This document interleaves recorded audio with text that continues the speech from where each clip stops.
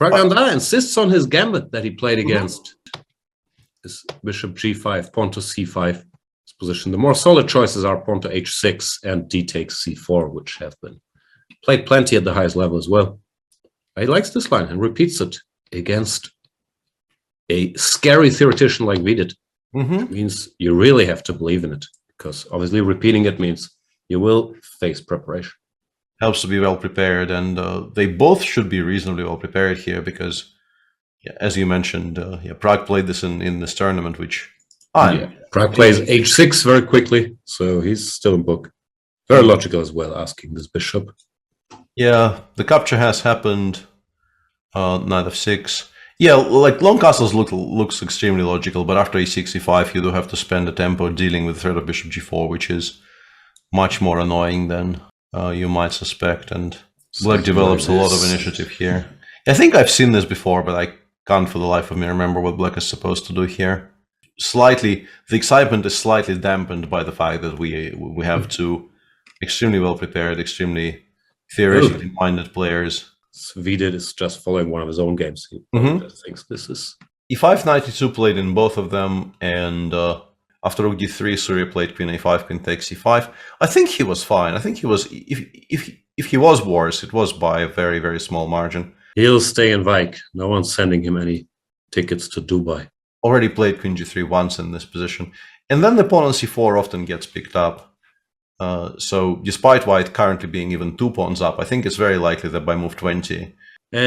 So rook to d2, bishop e6 has been played. Whoa! Vidit disagrees. Yeah, Vidit clearly disagrees, yeah. Nice to see that. Here we go. Very materialistic move. No, you're exposing your king further. You're not allowing any captures on c4. Queen d4, rook hd1, and then slowly start offering trades. Queen c8 played by Pragg, which looks like makes a lot of sense. No, you're sidestepping any queen d6, rook d6 shenanigans. Doesn't allow any knight b5. Let's get back to the Indian prep off. That's what we call it. How's Praggnanandhaa doing? People are saying he is in trouble again. I don't know how easy it is to convert this position because there's definite counterplay. Yeah, a5, a4 in particular right now feels like a very serious threat. Vidit, I think, has done a decent job here, right? Forcing queen b3 pretty much. And then after king a1, there seems to be no easy way to continue pushing, and white probably has time to just smoke the queen out with. Currently, the biggest threat, I guess, is rook c3, but even if that gets stopped, the queen can be driven out, and then white can start consolidating. So after knight b1, check, rook c8. As I mentioned, stopping rook c3 was very high priority, but now queen f5 is very nice. It was nice stopping any aggressive moves. Pretty much forcing the rook to abandon the c-file because, yeah, you can't allow this, and you don't want the queen trade. After queen e6, I think you're in a lot of trouble, yeah. Queen c4 is probably the most principled move. My question would be, why isn't that losing the a4 pawn? Vidit still has an extra pawn. His king, for now, looks reasonably safe. And if black has to play b6, it doesn't look like he has very direct, cruel intentions, no? Can't say that Pragg is making too much progress here. But maybe it's kind of awkward to protect the pawn on b5, and maybe he wins it back. No threat. Why is what? Queen h6, and there will be... This actually is losing, eh? But why though? What? Why though? Be more constructive and so on and so forth. We might be threatening knight c5 or something. Yeah. So the point is, if the rook goes somewhere like h4 or b4, queen e5 check just ends the game, right? That probably is the major point. Queen takes b5 played. Praggnanandhaa. Problems. And what did Vidit miss? I think he just kind of misunderstood how dangerous this is. I think he thought, okay, I mean, this looks kind of awkward, but I will find a move because I'm 2 pawns up, and currently black isn't even threatening to give a check. But it turns out that it's still pretty bad. I guess a3, a4 is currently the only one move we haven't discussed yet, but other good choices as well, you would assume. No, queen d3, rook h4 is a problem, right? You have to have a check. Yeah, but you have to have a check to meet rook h4. Yeah. Queen d3 looks like such a beautiful move, but it actually is a move which Or is, rook d4 with tempo, why? But maybe... Yeah, exactly. Yeah, anything else, pretty much. Like any move that doesn't give white this opportunity, I would greatly prefer. Knight c5, you still have to find something, I guess. Rook e7, knight b3. We go to any square, really. But a2 mainly. Like a2, c2, a3, c1, b4. Like I'm just not touching the knight on b3 at all. Yeah, it really is. It doesn't look like such an epic decision. And he's gone with rook d8, a move we haven't discussed at all. Goes for a different way to activate the rook. We have the machine running. The white best move is also, to my mind, surprising at the very least. It's usual with the computer moves, once you see them, they make sense. But it says the best move is rook to b4, stepping into knight d3. Allowing the fork, I guess, because you have something like queen g5 or something, yeah? That's not going to happen. Yeah, Vidit has a ton of time here, but I think rook b4 is an even harder move to find than rook a8 in a way. A move like h4 or whatever could be possible. Once again, giving another chance for rook a8, which is even more likely. But he goes rook c2. Unsurprisingly, does not find compy applause. But why? Richard went for kind of a strange central he played queen h1. Yeah, that probably is not rook a8. That probably isn't great, yeah, because it's not rook a8. And now I guess white probably stabilizes with like queen c4 and rook b2. Suddenly you could go either way suddenly. Yeah, pieces will eventually start coming out of the corner here. I guess queen d1 maybe? And he just goes knight takes a4, which is also, yeah, very nice understanding of geometry here, using the fact that the queen on h1 is still connected to the a8 square. Yeah, seen it on our screen, but we haven't shown any of those lines. But the point is, even if there's no immediate mate, often black just has a very nice position here. So we go rook c8 here, yeah, and ask for a move. It's just very, very difficult to play for white. And now he's in trouble after queen a8. But because I think black has a comfortable draw with knight c3, he does it. He does like his corners, stopping the check. Rook c8, mistake. Should play rook a8, much more natural. And now b5. Praggnanandhaa actually, trolling aside, has played this very, very well. Like queen h1 was a mistake where he missed the easier rook a8. But since then, he's played all the good moves. Like knight, maybe not computer-wise, but human-wise for sure. Knight takes a4 was nice. c8, queen e7, queen a8, and b5. And Vidit is still in trouble. Is he a bit of a time trouble addict? I'm not sure if it's low-key. I don't know. No, he just made a move. He does like to think. And queen h1, computer, big fan, say, good move, sir. Yeah, queen h1 in the meantime is a very strong move, and apparently the position just starts collapsing. Even though the way it starts collapsing continues being very, very non-obvious, because apparently after rook a3, which I think you can sort of guess is the best move in the position, because currently the winning threat is knight a4 c3, luring the rook away from the a file, creating a lot of threats. Praggnanandhaa is also objectively winning, but some very computerish moves. I haven't actually rewatched that in quite some time.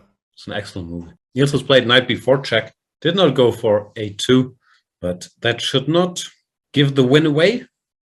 I'm curious what his intention is after king to c3. He did take on h2. The eye test approved, because it's picking up the pawn, gives you this check. And Vidit played queen d2. If memory serves, computer wanted f4. Yeah. So how do we win now? Yeah, kind of feels winning on general grounds. Pieces more active, king more safe. Not even behind the material anymore, but far from guaranteed to actually win this position. Okay, he played queen h5, so I guess I don't have to show you my bullshit. Yeah, just putting it on a decent square and continuing to ask, basically just ask for a decision. It's very difficult for white to make moves. I think Pragg is very much trying to use that. Praggnanandhaa, f4, finally played, at least controlling this square by Vidit.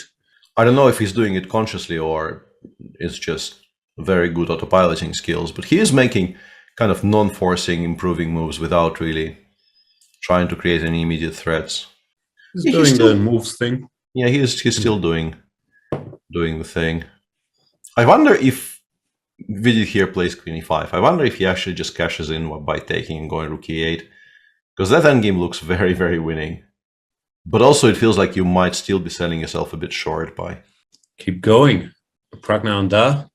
Is there anything we're missing after rook a8? I don't think so. I think it's finally time to actually make that move and end the game. I would very much be in favor of that. The best of all sports, then absolutely yes. That's how I feel about Nelly appearing on screen. Praggnanandhaa went rook a8. This looks like the end. So the Yeah, strategy I no longer really see any way to continue for Vidit. Ooh. Wait up. Rook a3 played. Can we play a quiet move here?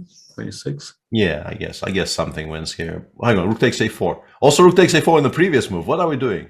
No. Queen f6 there. Yeah, it's actually very tricky, but I think white makes a draw. Yeah, this is completely I just wanted to show it to chat just to, for the people saying who's the pawn badass. If the follow-up is queen b7. Yeah, the engine suggests it's very easily winning, but in practical terms, I'm not so sure. But normally, I think the pawn on g5 gets picked up. Normally, even if you don't win, quote-unquote, by force, you eventually get to it. King g7. Engine bar keeps crawling towards drawish territory. Yeah, the trend here is not very exciting for Prague. That could be really heartbreaking round for the two tail enders in this tournament. 92, he hasn't played 92 yet. And he's actually now below Prague on the clock. That position appeared on the board with Vidit having, like, I think 13 minutes against 2 for Prague, and he's now below 2 and still hasn't chosen the move. It's a difficult decision, but I think you might arrive there just by realizing nothing else works at all. He's now spent 12 minutes on this very move, and here he comes, 92 played. Well done. Good move, you. Well done. So Vidit played 92 by process of elimination. Now, objectively, it's a draw? I think so, but I don't know how trustworthy the engines are, because we, at some point, we went looking for a common interest music-wise, settled on Skunk Anansi being potentially the only one. As usual, this is move 60, so we have to wait for moves by the players for the clock to jump around. You feel that without the knight on f2 joining the offense in some way, you can't really win. But allowing knight e4 just feels wrong. Move knight, move not knight. He moved knight with check, so he did both. Yeah. Stop knight e4, move knight. Yes. Very useful. But apparently, he's winning after king b3. And he does go king a3. Which makes more sense if after rook b8 check. Now that we know we have to go to a3 anyway, because otherwise we'd get forked. And now apparently the rook ending is winning, which I would not have guessed, and I would be extremely nervous to simplify into it. Yeah, I think the problem with the format is that if you lose a game, you are in tremendous trouble in terms of winning the group with how few games there are. But here there's a difference, and a very large one, in that the pawn already is on g6. So let's say we go king b3, let's say. We go king b3 here. King b4. He's gone king b2. Okay, yeah. Knight g2, rook g2. I guess we go rook c1, and white has to probably pass, because if you play rook d5, you're not actually speeding up any of your moves, because rook f1 becomes very strong. Is it, though? Can we put this back on the board for a sec?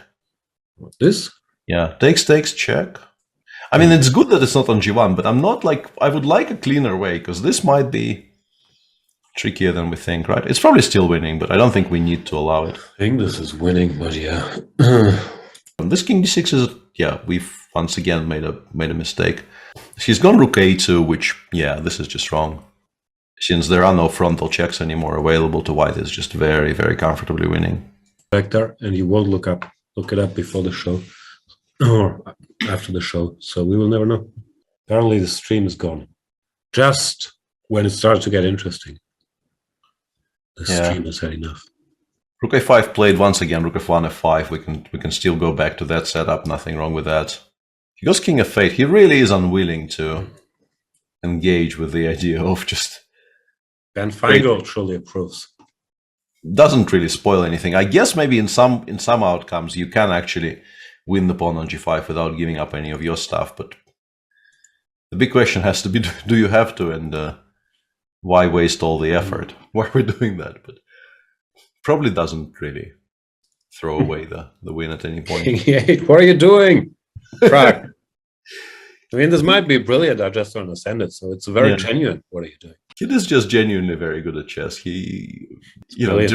derives additional enjoyment out of prolonging the suffering here for his poor countrymen. I want to say that this is, the fabled mental disintegration that. Okay, 6. What now? King E7? Yeah. This is gorgeous. Yeah, he's just gonna do this on every file, do this all day, on every rank or whatever. Yeah, it's just instead of winning by 1 tempo, he's winning by like 6 or something.